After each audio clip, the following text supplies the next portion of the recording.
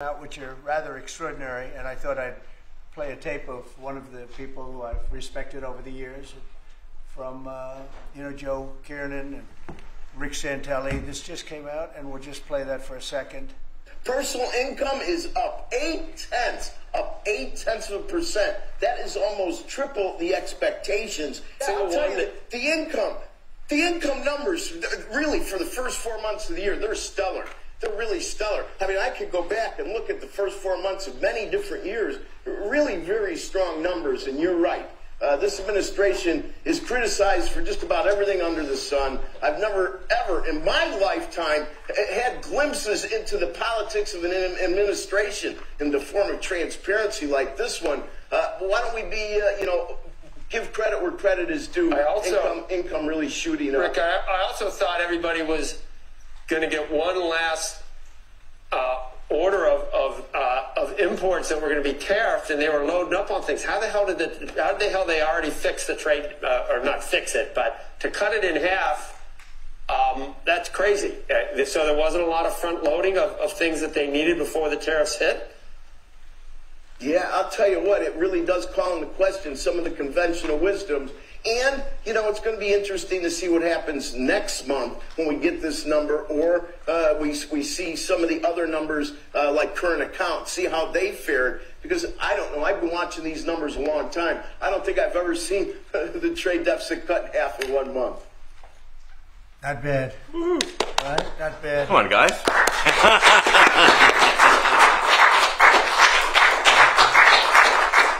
Yeah. I see Howard and Scott are here, so it's great.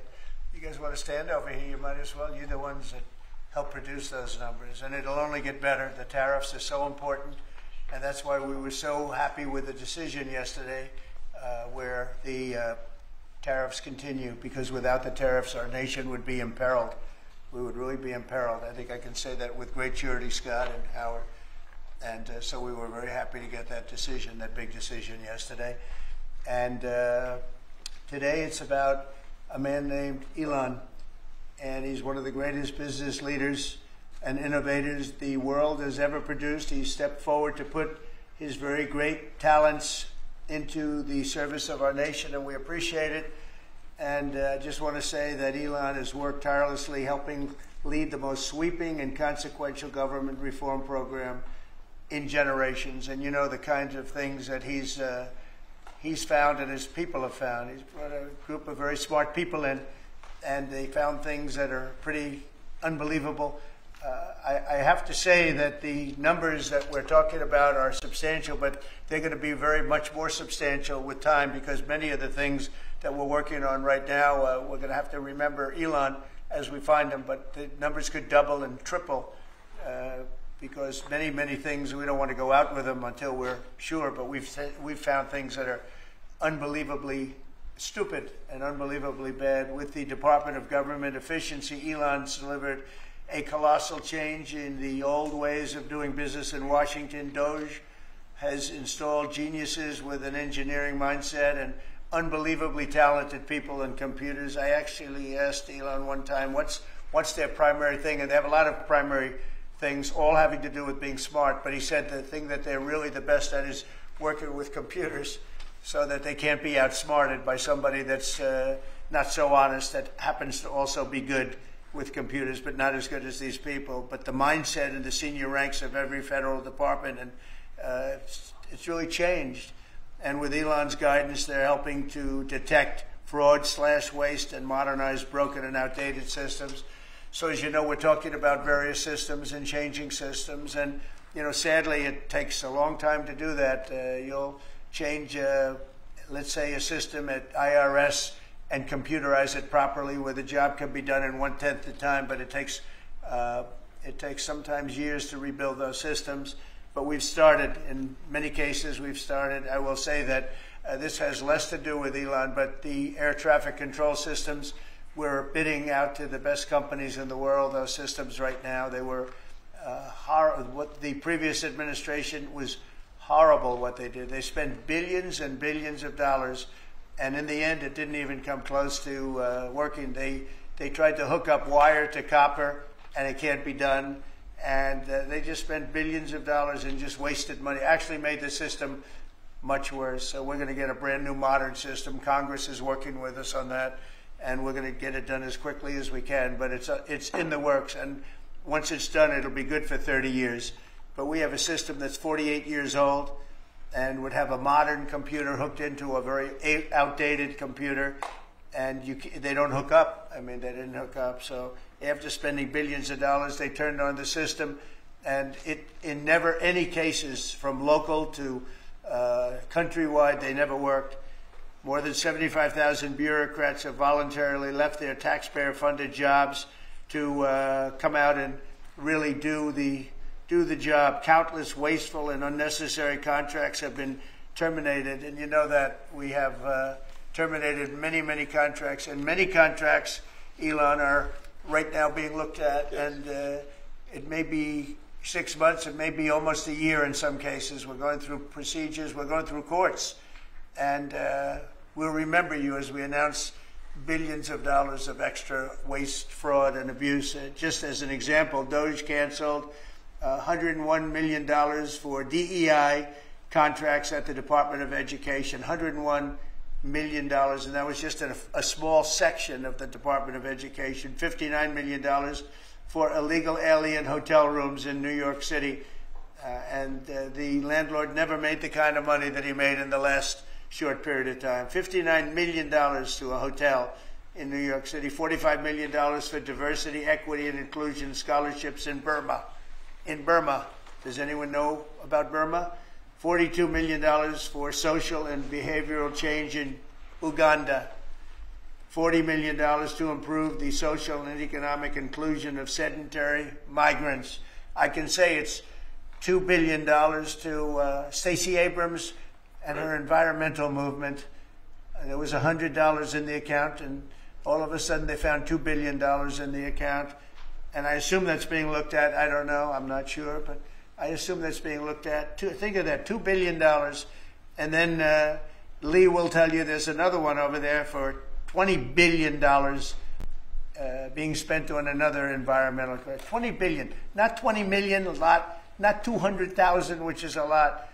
So think of it, in her case, you have $100, and now all of a sudden she gets hit with an infusion of $2 billion just before I take office. $20 million for Arab Sesame Street in the Middle East. Nobody knows what that's all about. Nobody's been able to find it. $8 million for making mice transgender. So they spent $8 million on making mice transgender. And those are better than many of the others. I could sit here all day and read things just like that, but we have other things to do. So it's much, much more than just that. We're totally committed to making the Doge cuts permanent and stopping much more of the waste in the months to come. We want to get our great, big, beautiful bill finished and done. After that, we put some of this into the bill, but most of it's going to come later. We're going to have it cauterized by Congress, affirmed by Congress. In some cases, we'll make cuts. In some cases, we'll just use it in a different layer to save the money. But it's hundreds of billions of dollars. Doge has also fully modernized the federal retirement process and continues to work very hard on the IRS modernization. But we're taking that over with Doge. Many of the Doge people, Elon, are staying behind, too, so they're not leaving. And Elon's really not leaving. He's going to be back and forth, I think. I have a feeling. It's his baby, and I think he's going to be doing a lot of things. But Elon's service to America has been without comparison in modern history. He's already running one of the most innovative car companies in the world. You look at his factories and compare them with some of the old factories we have, and it's a big difference. And the most successful space company, and I guess in history you would have to say the largest free speech platform on the internet, etc. Yet Elon willingly, with all of the success, he willingly accepted the outrageous abuse and slander and lies and attacks because he does love our country. I know that very much. He loves our country. He comes from another country, a country that's going through trials and tribulations, I would say. But he's all about the USA, and Americans owe him a great debt of gratitude. So I just want to thank Elon for his time as special government employee. Can you imagine? They called him an employee, but it's a special government employee, and for coming and helping us, and he really has changed the mindset of a lot of people. A lot of people thought, maybe we'll cut 1% or 2% or 3%. Then they said, wow, we can cut a lot more than that. And we're going to do it very surgically. We're going to continue on the march. We're making America great again. When I was in Saudi Arabia, and we were in, as you know, 3 really great countries, predominantly the 3. Qatar was great, UAE was great, Saudi Arabia, incredible. Such an incredible experience to be in those 3 countries. But the Crown Prince of Saudi Arabia, and I must tell you, the great leaders of the other 2 that we just mentioned, they all said the same thing, that the United States is the hottest country right now anywhere in the world. And 6 months ago, we thought it was dead. It was like a dead country. And it would have been a dead country if we didn't have the right result on November 5th. It would have been a horrible, horrible situation was going on with the borders, with transgender for everyone, men playing in women's sports, and so much more. But they were saying the hottest country anywhere in the world. And then I played that little clip because I was one person who was respected, but there were 2 people, because Joe was in that one too. Joe's a good man. But that was one group of people saying something about the success of what we've done over the last 4 months. They cannot believe it. In the one case, they said they've never seen anything like it as long as they've been doing what they've been doing. They've been doing it for a long time. So I want to thank Elon for helping. And again, the United States right now is the hottest country anywhere in the world. There's no country as hot, and we're doing really well. When I left, we had no wars, we had no problems. We defeated ISIS, we rebuilt our military, and we had no inflation. And when I came back, we had a lot of inflation. We had wars all over the place. We had the embarrassment in Afghanistan where we gave up billions and billions of dollars of military equipment, the most embarrassing moment in the history of our country, I believe. I believe that strongly. We have Russia with Ukraine. We had the attack in Israel in October, the horrible attack, October 7th. Horrible, horrible attack. Nobody's ever seen anything like it. And now we have something where we're really healing a lot of that.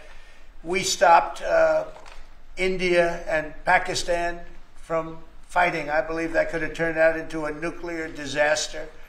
And I want to thank the leaders of India, the leaders of Pakistan, and I want to thank my people also. We talked trade.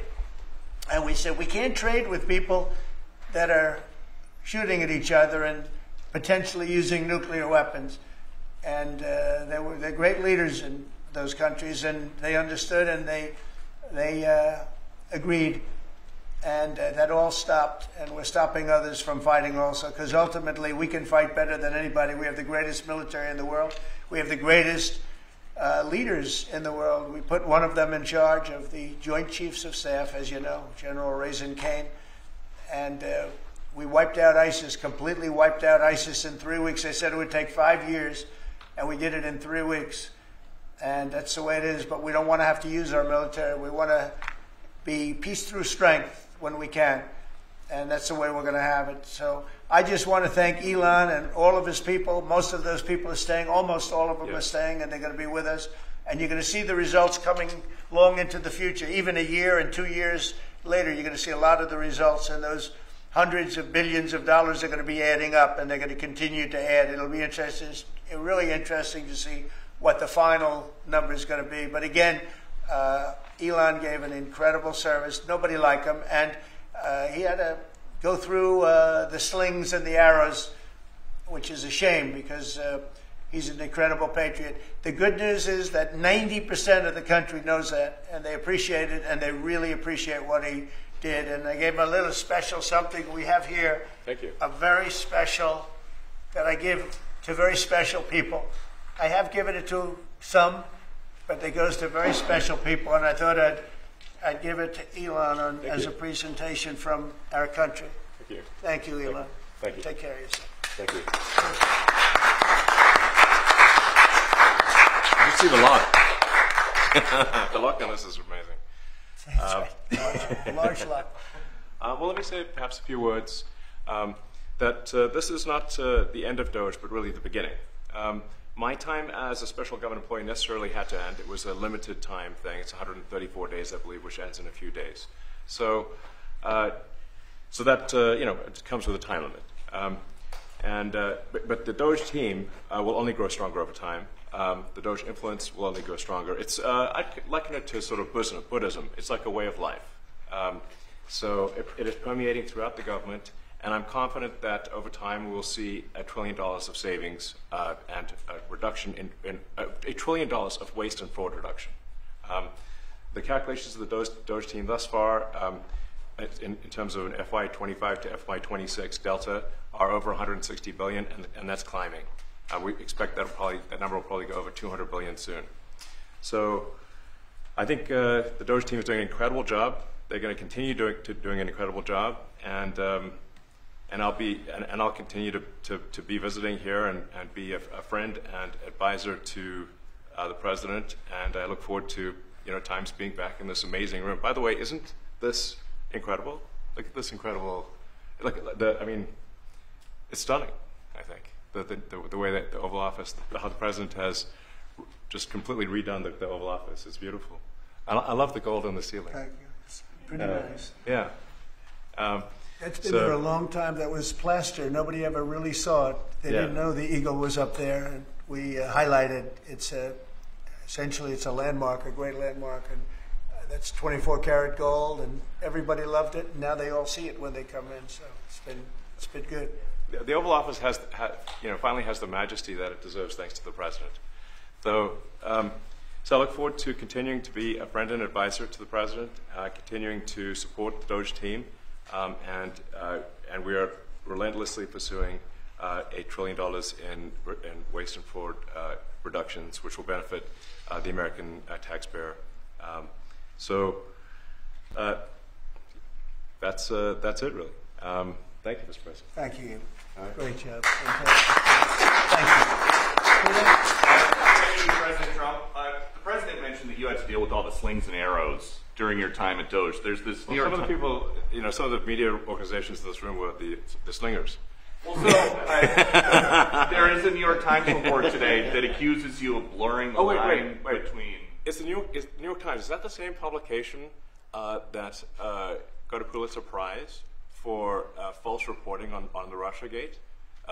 Is it the same organization? I think it is. I think the judge just ruled against the New York Times for their lies about the Russiagate hoax, and that they might have to give back that Pulitzer Prize. That New York Times? Let's move on. Okay. Next question. President Trump, Biden aides who used to work here are in talks with Republicans in Congress to go and testify about what they did or didn't do to possibly conceal President Biden's decline. Do you think that Dr. Jill Biden should also have to come in and testify about what she did or didn't do? Well, I hate the concept of it. It's the wife of a man who was going through a lot of problems, and everybody that dealt with him understood that. And I guess it came out during the debate loud and clear. That was the biggest signal of all. They have to do what's right. The country was there was a lot of dishonesty in the election, as you know, of 2020. That's been now caught. People understand it was a rigged election. And when you go further out, when you see the auto pen, I think the auto pen is going to become one of the great scandals of all time, because you have somebody operating it or a number of people operating. Because I knew Joe Biden. Joe Biden wasn't in favor of opening up borders, letting 21 million people into this from prisons and mental institutions and gang members. He wasn't into that at all.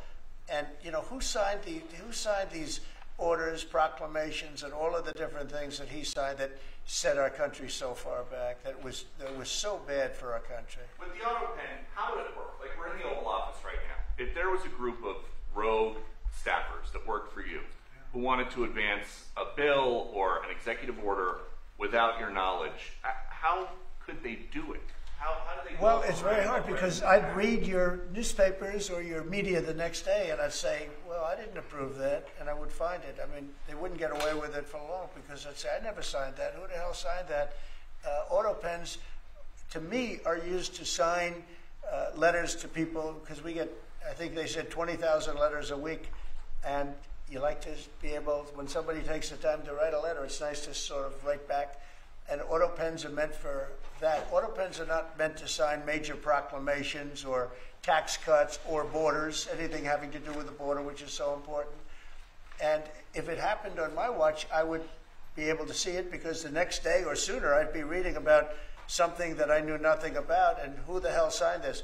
So I almost never used the auto pen. In fact, yesterday I was signing about 81, I think it was 81 proclamations and statements to people that I think should be signed by us. I think when you write letters to foreign dignitaries or presidents or prime ministers, you should be signing those letters, not done with auto pens. I understand he signed almost everything with an auto pen. It's a very dangerous thing. It really means you're not president.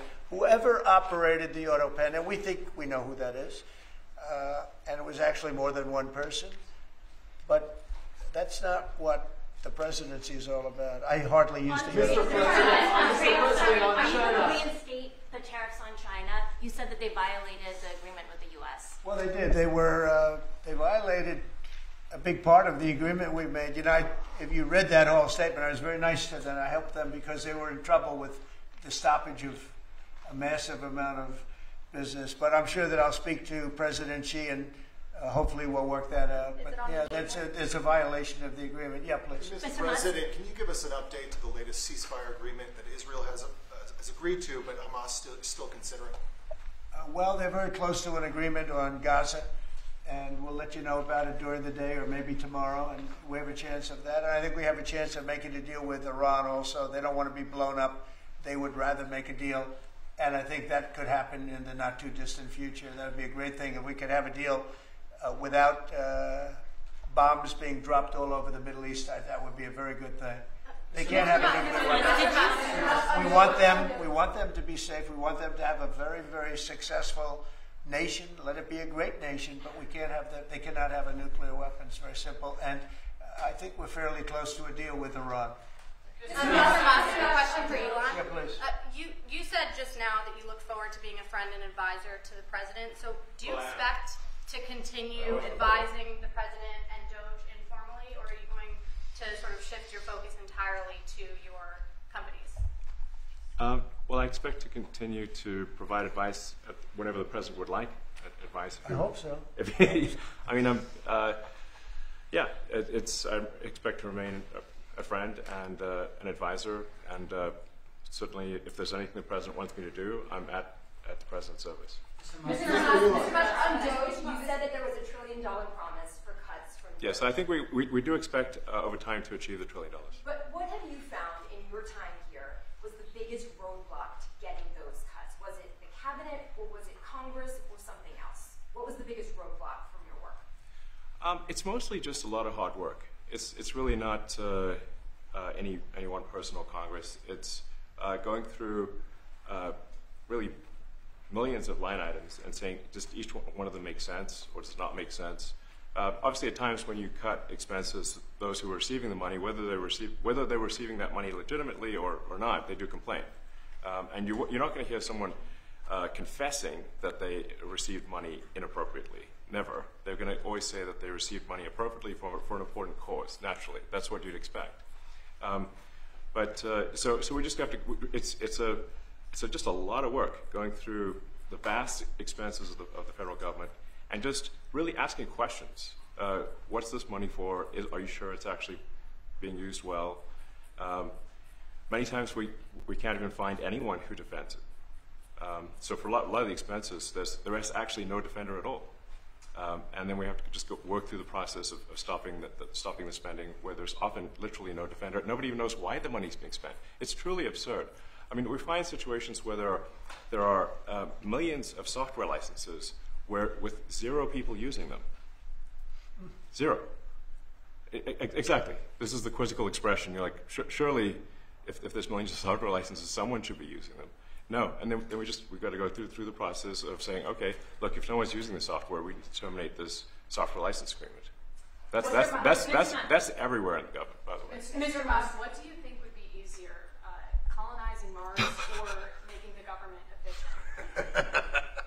It's a tough call, but I think colonizing Mars and making life multiplanetary is harder. And as I said, we do expect to achieve over time the $1 trillion of savings. We can't do it in like a few months, but if you say by the official end of Doge, which the president may choose to extend, is the middle of next year. If you say by the middle of next year, with the support of the president and Congress, could we achieve $1 trillion of savings? I think so. We're on track to do so. Do you have faith that Congress is going to Go ahead. Mr. President, you had mentioned earlier in the week that Doge had become a whipping boy, and as the president mentioned, you went through a lot to go through this process. Yes. Was it worth it for you, and what would you change? Yes, so what we found was happening was that if there were any cuts anywhere, then people would assume that was done by Doge. And so we became like essentially the Doge boogeyman, where if any cut anywhere would be ascribed to Doge. A friend of mine's daughter, who's at law school at Georgetown, thought that Doge had cut the Senate, the internships the legal internships for the Senate, and we have nothing to do with that. So if they have been cut, it's not to do with us, just as an example. So, it just became a bit ridiculous where any cut anywhere was somehow Doge, and including things that made no sense, and we would agree made no sense. There are many things that occur in the government because it's the banal evil of bureaucracy. It's sort of the frankly largely uncaring nature of bureaucracy. It's as the great Milton Friedman said, money is spent most poorly when it is someone else's money being spent on people you don't know, and that's how federal spending is. And then you can't really even blame the individuals because the way the government works is complaint minimization. So. When you do when someone within the government tries to stop money being spent, there's usually someone that complains. And then their manager will say, it's not worth the trouble. Just pay it anyway. That happens over and over again. So was it I think it was an important thing. I think it was a necessary thing, and I think it will have a good effect in the future. Thank you, President Trump. This week there was a video on board a plane that showed the First Lady of France slapping her husband, Emmanuel Macron. Do you have any world leader to world leader marital advice? Make sure the door remains closed. That was not good. Yes. No, I spoke to him, and he's fine. They're fine. They're two really good people. I know them very well, and I don't know what that was all about, but I know them very well, and they're fine. I got a little shiner here. What do you think about the Democratic Party plan to avoid being swept in every battleground state again by spending $20 million to study how to speak to American men? Well, they spent $2.8 billion. We spent 1.5. We spent much less. We spent about half of what they spent, and at the end they were $28 million short. They had to be. They spent $2.8 billion. It's a lot, but they couldn't get $28 million at the end, and now they want to spend. I read that they want to spend money to learn how to talk. That's fake. You don't want to be fake. You shouldn't have to hire consultants to say what America needs, because then the consultants should be running the deal, not them. But I read that they want to spend a lot of money in each state. So we won all 7 swing states, 7 out of 7. We won a lot more than that. We won the popular vote. We won everything, and they want to spend money to find out what they did wrong. And I mean, I could tell you what they did wrong. I could tell you every one of their programs. When they say men playing in women's sports, I would say that's not a winner. When they say transgender for everybody, I think that's not a winner. When they say open borders so the entire world population of criminals can pour into our country, I don't think that's a winner. I mean, I just gave them that for free. But I don't know if they'll change their ways. I see them all the time. I see people that I know in Congress, Democrats, they're trying to justify some of the things I just said. You can't justify them. I always hear the 80-20 issues. I say they're not 80-20, they're 97-3. They might be 99-1. They're not 80-20. They wish they were 80-20. And they're wasting a lot of money if they're going to continue with that nonsense. And this Mr. President, on the big six question, but back when you hosted The Apprentice, you mentioned once in 2012 that Diddy was a good friend of yours back then. He has since found himself in some very serious legal trouble. Yeah, that's true. Would you ever consider pardoning him? Well, nobody's asked. You had to be the one to ask, Peter, but nobody's asked. But I know people are thinking about it. I know they're thinking about it. I think people have been very close to asking. First of all, I'd look at what's happening, and I haven't been watching it too closely, although it's certainly getting a lot of coverage. I haven't seen him. I haven't spoken to him in years. He used to really like me a lot, but I think when I ran for politics, that relationship busted up. From what I read, I don't know. He didn't tell me that, but I'd read some little bit nasty statements in the paper all of a sudden. It's different. You become a much different person when you run for politics and you do what's right. I could do other things, and I'm sure he'd like me, and I'm sure other people would like me, but it wouldn't be as good for our country. As we said, our country's doing really well because of what we're doing. So it's not a popularity contest. So, I don't know. I would certainly look at the facts. If I think somebody was mistreated, whether they like me or don't like me, it wouldn't have any impact on me. Mr. President, on the Big Beautiful Bill, would you like to see the Senate build in some support for your tariffs on the Big Beautiful Bill, or should that be a standalone bill? I have great support on the tariffs. I mean, I was so honored that we got that ridiculous stay lifted, because that would have taken away presidential power. It would have taken away everything that was granted by the founders. It would have been a terrible thing. And it would have, most importantly, left us vulnerable. We have a lot of countries that use tariffs on us and use them viciously, viciously. And if we didn't have the power to use tariffs on them, and instantly, not when you go back to Congress and try and get hundreds of people to agree on something, that would take months to get just one simple proclamation. If we didn't have the power to counteract their powers, you wouldn't have a country left. We have to act fast. We have to be fast and nimble, as they say. And that was a really great moment, I think, yesterday when that stay was lifted. And hopefully now we'll go to court and just win that battle. Because if we don't have the power to do what they're doing to us, we are going to be a great nation no longer. Elon Musk was once idolized by folks on the left in this country before joining your administration. Now he's considered a hero by conservatives. Why do you think this man, what he's done in American life, has been so politicized? Well, his life has been amazing. I mean, I look at so many different things. I look at that rocket being, guided back into position. I've never seen that before. I thought it was a space movie. I thought it was a movie. You look at what he's done in terms of communication. It's been unbelievable. So many different, even tunnels going underground, not having to go through all the process of going, he's got a company that does that. He's got so many different companies. Starlink, as an example. He saved a lot of lives, probably hundreds of lives in North Carolina. I don't even know if you remember, but I called you. They needed Starlink in North Carolina. And I didn't know what the hell Starlink was. I said, what is it? Who owns it? He said, do you know Elon Musk? I said, yeah, I happen to know the gentleman. This was before his government stay.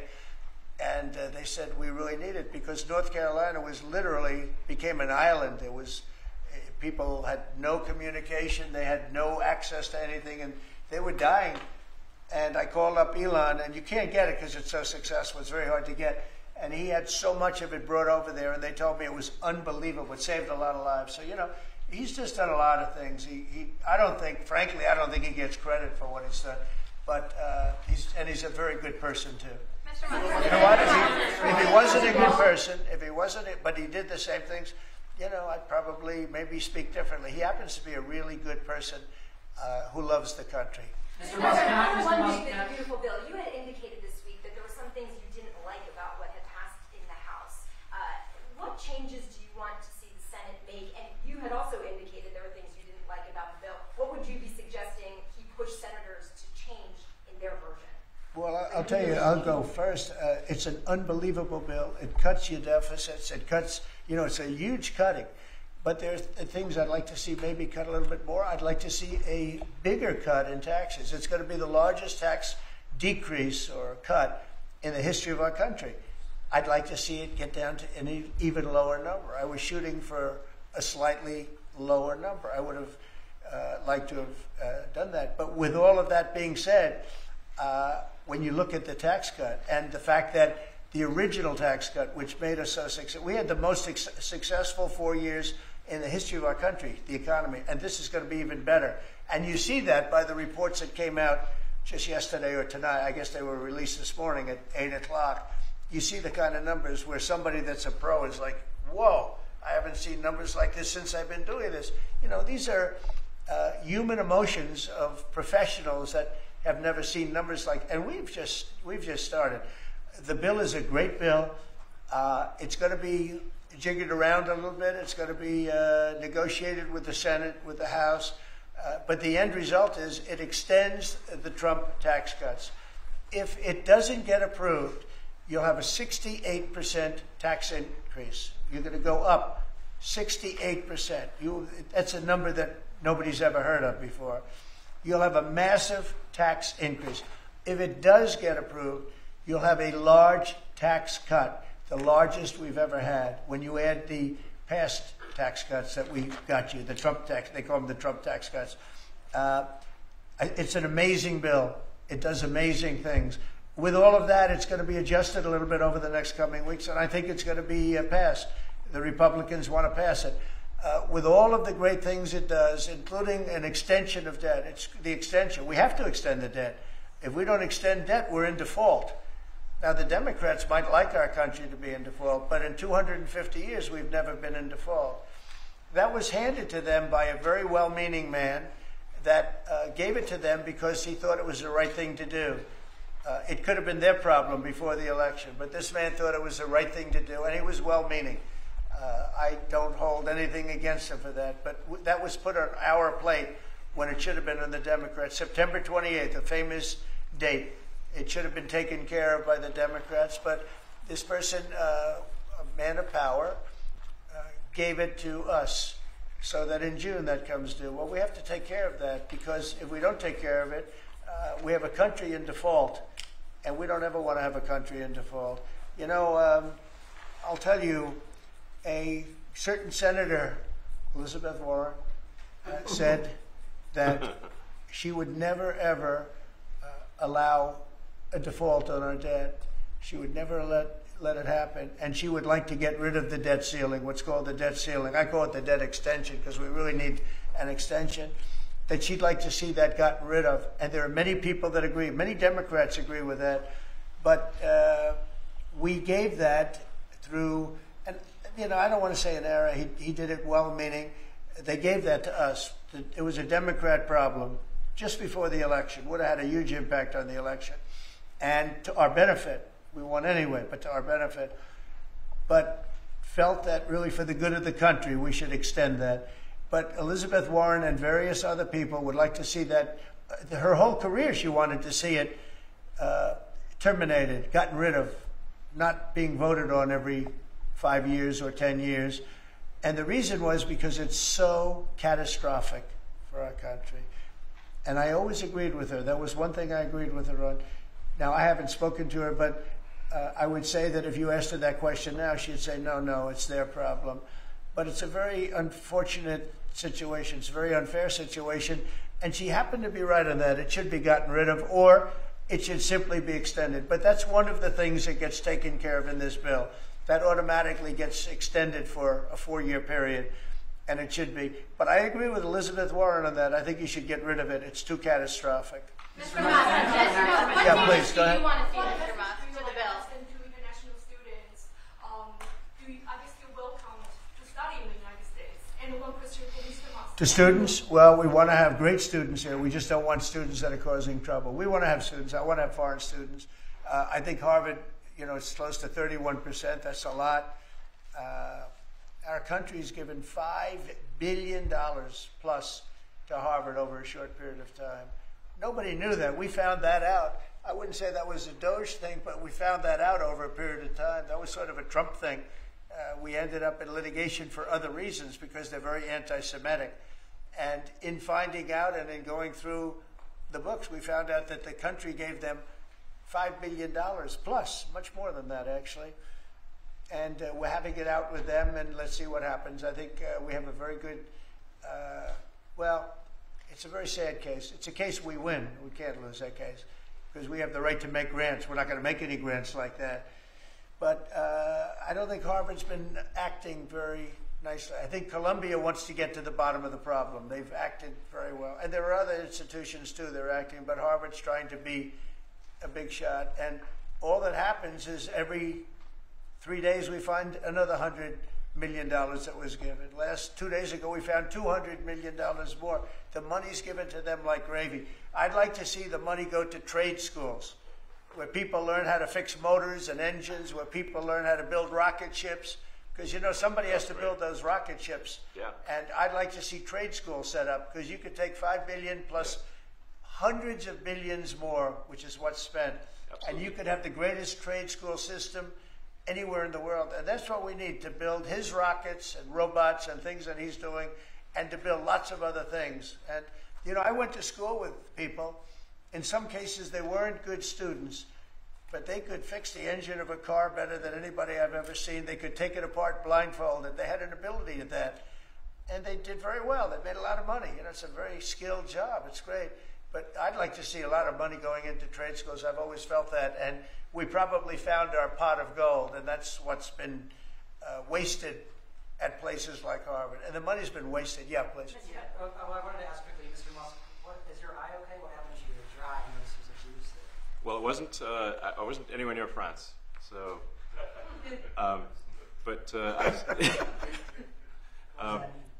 No. I didn't notice joke about the First Lady of France getting slapped. You know. I didn't notice.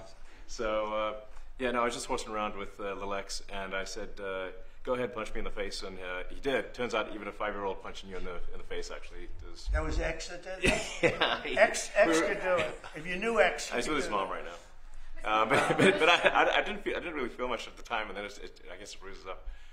But I just horsed around with the kids. I didn't basically. notice it actually. I know that you try to stay pretty neutral because not your war, but And by the way, not my war. I just want to solve the problem for people. This was not a war that was going to happen if I were president. right, and so not your war, but as you try to fix it, and as you survey this hellscape of the Ukrainian front lines, It's horrible. and you and your team deal with a very stubborn Vladimir Putin. Do you And Zelensky. Yeah. But do you look at this Very conflict stubborn Zelensky too. any differently now? Like, do you look at this and see Putin as the good guy or the bad guy? So I've known him very well, and I went through a lot of things with him because Russia was, you know, the Russia hoax turned out to be a total hoax. New York Times, they got a Pulitzer Prize. They have to give back the Pulitzer Prize. That's my lawsuit, and they're doing very poorly in that lawsuit. But you know, they wrote stories about how it was true and it was false, and you know, a lot of Washington Post also. I have gotten to see things that I was very surprised at. Rockets being shot into cities like Kiev during a negotiation that I felt was maybe very close to ending. We were going to solve a problem, and then all of a sudden rockets got shot into a couple of cities and people died. I saw things that I was surprised at, and I don't like being surprised. So I'm very disappointed in that way. With that being said, I'd like to see it end. 5,000 people, I think the number's even more than that, but 5,000 people a week are being killed. Mostly soldiers, but also people that live in little cities and towns throughout Ukraine. And I'd like to see that stop. And I asked Caroline this yesterday, but I want to ask you directly. So many of the things that you're trying to do are held up in court right now. If the courts are going to have so much influence over U.S. policy, do you wish you would have just become a judge instead? Yeah, well, look, it wasn't meant to be that way. If you look at the founders, the president had certain powers, and you have your three groups, and they all had supposed to be pretty equal powers. But you can't have a judge in Boston running foreign policy in places all over the country because He's got a liberal bent, or he's a radical left person. That's what the executive branch is for. And you have checks and balances. But we had millions of people pour into our country. Many, many criminals poured into our country. Murderers, mental institutions from all over the world being emptied out into our country. And if we don't get them out and get them out quickly, we're could lose your country very easily. This is a bad, that anybody would allow this to happen to our country. You know, with all of the things, we took over inflation, we took over some wars, we took over a lot of problems that didn't exist when I was president. None of it existed. We wiped out ISIS. Other than that, we had no wars. Putin was never going to hit Ukraine. Israel would have never been attacked. That attack, as you know, Iran had no money. They didn't have money for Hamas. They didn't have money for Hezbollah. They had no money whatsoever. That wasn't going to happen. All of these things that happened weren't going to happen. You wouldn't have had inflation. So it's very sad when I came back. But the thing that is the hardest is that they allowed 21 million people into our country, and many of those people are stone-cold criminals. They moved their criminal population into the United States, and of all the things that, you know, are bad, I solved inflation, I believe, already. I got the fuel prices down. The fuel prices came down. That's one of the reasons. They screwed up the energy. They screwed up the cost of gasoline and oil and gas. And you had tremendous inflation. The greatest inflation probably in the history of our country under Biden. And when people said, oh, but the economy was hard. No, the economy was terrible for the people because they couldn't afford the energy. And the energy brought everything else up. Energy is the big deal. But with all of that, we solved that already. In 4 months, we solved it. $1.99, $1.98 gasoline. First time people have seen that in a long time, since my term.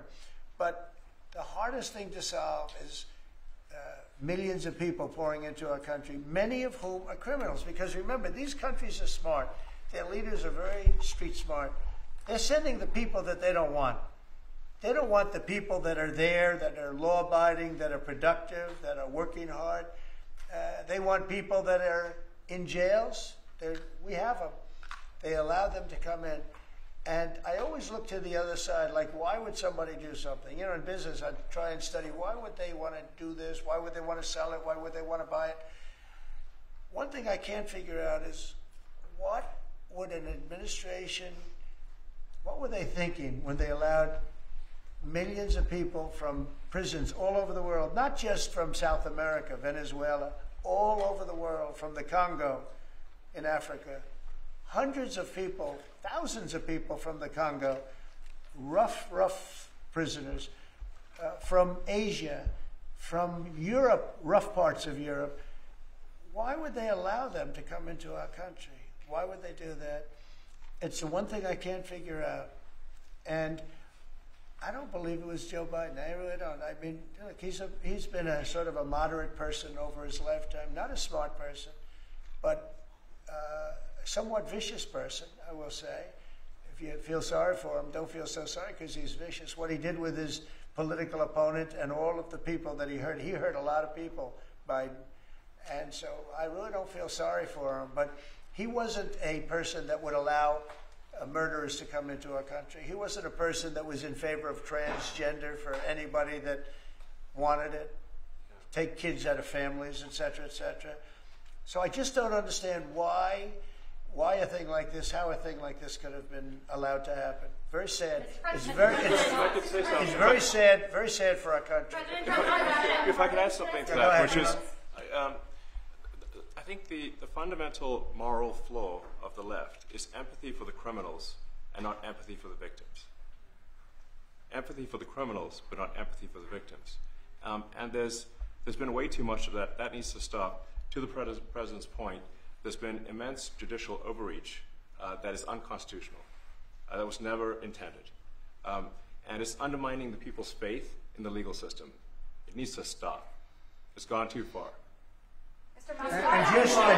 And just today, we had, just a couple of hours ago, we had a great decision from the Supreme Court, thank goodness, that was very important. We had two important decisions yesterday on the tariffs because, again, we have to be able to fight fair fight with other countries. Howard, would you say we have to be able to use tariffs to fight people that use tariffs on us? I mean, if we didn't have that power of tariffs, we would economically be destroyed as a country, because they will destroy us. Other countries will destroy us with unchecked tariffs. We can check them when we have the use. They tried to take that power away from us. And if you take that power away, we're not going to have a country. We won't have an economically viable country. But it's very important on immigration that we be able to get people out without having to go through a long court case. I mean, it was up to some of these judges. Every single one of these millions of people, criminals, prisoners that were let go from jails because they save a fortune when they did. They brought them into the United States. You know what they're saving? The money they're saving? But some of murders, it's very important that we're able to get those people out of here fast, bring them back to their country where they belong. And those countries take them, because if they don't take them, they have to go through the wrath of the United States, and they take them. But we have judges that don't want that to happen, and it's a terrible thing. That's going through the court system right now, that whole situation. But when ICE and with Border Patrol, they've done an incredible job. When they do this incredible job, and they capture 100 killers and drug dealers, and we can't keep them for years here as we go through trials. We have to get them out rapidly, and we know who they are.